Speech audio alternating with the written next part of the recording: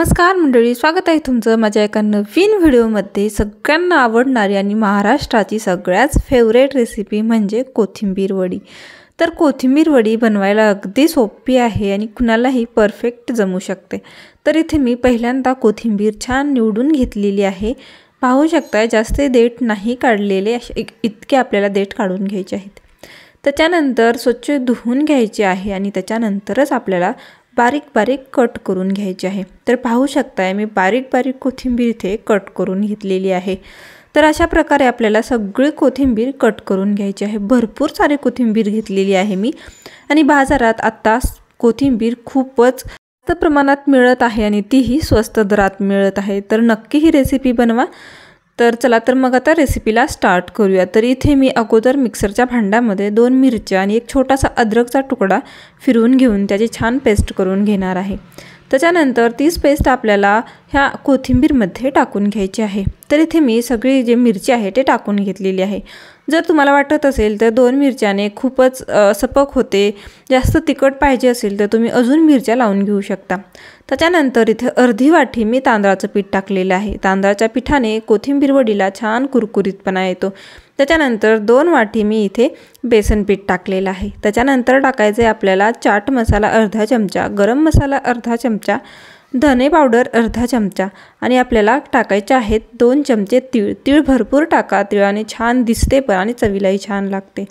त्याच्यानंतर चवीप्रमाणे मीठ टाकलेलं आहे आणि ओवा आपल्याला अशा प्रकारे हातावर चोळून टाकायचा आहे, म्हणजे त्याचा अजून फ्लेवर छान येईल। कोथिंबीर वडी ही परफेक्ट आणि खुसखुशीत होते।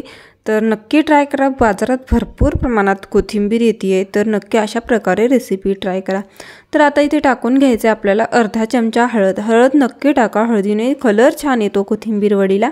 तर इथे हळद अर्धा चमचा टाकून घेतलेला आहे मी। आता पूर्ण आपल्याला हे मिक्स करून घ्यायचं आहे। पाहू शकताय कोथिंबीरमध्ये पूर्ण हे बेसन पीठ आणि तांदळाचं पीठ आपल्याला मिक्स करून घ्यायचं आहे। तर अशा प्रकारे मी छान मिक्स करून घेतलेलं आहे। तर पण आपल्याला अजून जास्त पाणी लागेल, याच्यासाठी मी काय केलेलं आहे, थोडंसं पाणी टाकलेलं आहे। तर थोडं थोडं टाकायचं, जास्त पाणी टाकू नका, अगदी थोडं थोडं आपल्याला टाकायचं आहे।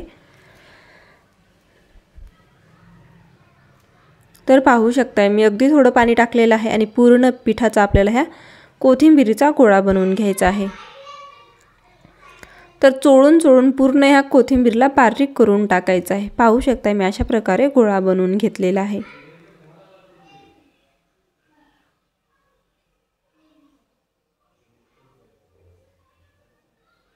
सगळा कोथिंबीरीचा चुरा झालेला आहे। बिलकुल कोथिंबीर आता जाड जाड राहिलेली नाही। बारीक कट करा, म्हणजे कापताना जे आहे आपल्या वड्या तुटणार नाहीत। पाहू शकताय चोळून चोळून मी कोथिंबीरीचा छान एक गोळा बनवून घेतलेला आहे।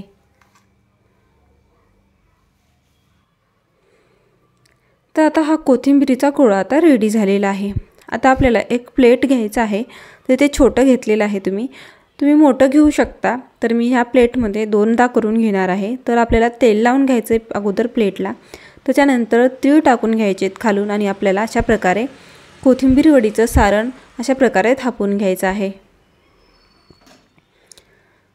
तर इथे मी खूप मोठ्या साईजचे बनवते आहे, म्हणजे जाड जाड साईजचे। तुम्हाला पातळ बनवायचे असतील तर तुम्ही ह्याच्यापेक्षा अर्धा लेयर लावून घेऊ शकता।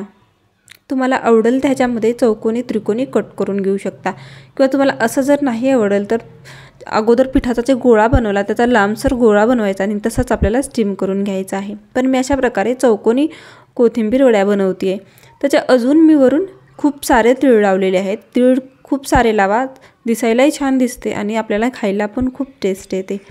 तर अशा तीळ टाकून आपल्याला थापून त्याला आतमध्ये फिट्ट करून घ्यायचे आहेत, जेणेकरून तळताना जे आहे ते तीळ बाहेर निघू नये। तर आता हे आपलं रेडी आहे। तर त्याच्यानंतर ते गॅसवर मी एक कढई ठेवलेली आहे, त्याच्यामध्ये 1 ग्लास पाणी घातलेलं आहे। त्याच्यामध्ये आपल्याला एक स्टँड ठेवायचा आहे आणि त्याच्यानंतर आपल्याला ठेवायचं आहे कोथिंबीर वडीचं ताट। आता त्याच्यानंतर आपल्याला ह्याच्यावर झाकायचं आहे आणि छान या कोथिंबीर वडीला जे आहे स्टीम करून किंवा उकळून घ्यायचं आहे। तर 10 ते 15 मिनिटं छान मी ह्याला उकळून घेतले। आता झाकण काढून पाहूयात। पाहू शकताय मस्त स्टीम झालेला आहे, उकडल्या गेलेला आहे आणि हाताला तर बिलकुल नाही लागत आहे। पाहू शकताय तुम्ही। आता याला खाली उतरून घेऊयात। आता मी याला थंड करून घेणार आहे खाली उतरून।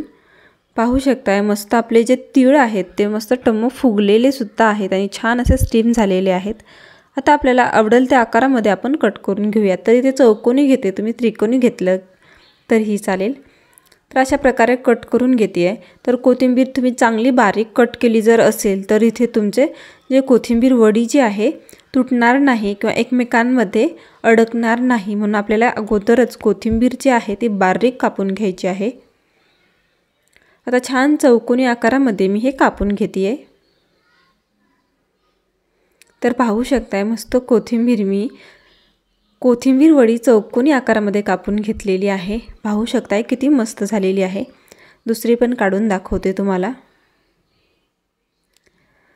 तर सगळ्या कोथिंबीर वडी आता एका प्लेटमध्ये काढून घ्यायच्या आहेत आणि दुसरं जे आहे ते उरलेलं पीठ ते पण मी तशाच प्रकारे स्टीम करून घेणार आहे। हे कोथिंबीर वडी आता रेडी झालेलं आहे। आता इकडे मी तेल तापायला ठेवलं होतं, तेलही मस्त गरम झालेलं आहे। गरम तेलामध्ये आपल्याला आता ही कोथिंबीर वड्या टाकून घ्यायच्या आहेत तळण्यासाठी। तर जेवढ्या कोथिंबीर वड्या आतमध्ये बसतील तेवढ्या आपल्याला टाकून घ्यायच्या आहेत।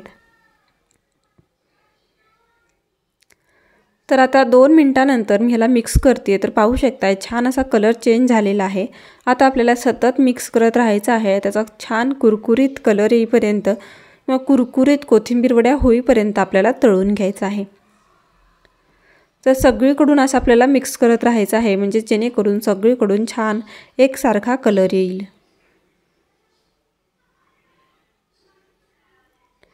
तर 4 ते 5 मिनिटं कधी मंद गॅसवर कधी फास्ट गॅसवर अशा प्रकारे आतमधून पण आपल्या जे कोथिंबीर वड्या आहेत त्या तळल्या गेल्या पाहिजेत अशा करून मी छान तळून घेतलेला आहे।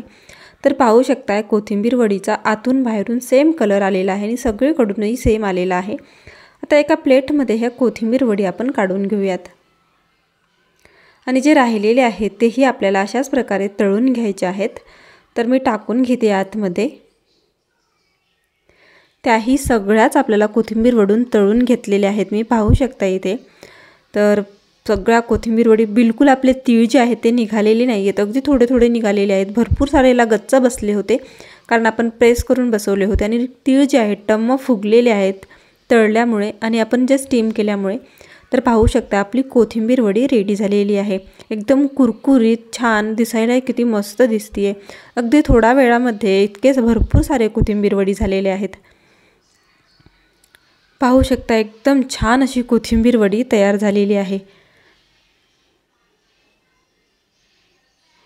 तर नक्की ट्राय करा। व्हिडिओ कसा वाटला कमेंटमध्ये सांगा। कोणी नवीन असेल तर सबस्क्राइब करायला विसरू नका आणि तुम्ही शेवटपर्यंत व्हिडिओ पाहिल्याबद्दल धन्यवाद। तर नक्की ट्राय करा। ट्राय केल्यानंतर कशी वाटली ते पण सांगा। पाहू शकताय कोथिंबीर वडीला लेयर सुटलेले आहेत। प्लीज सबस्क्राइब करा, तुमचा एक सबस्क्राइब माझ्यासाठी खूप महत्त्वाचा आहे।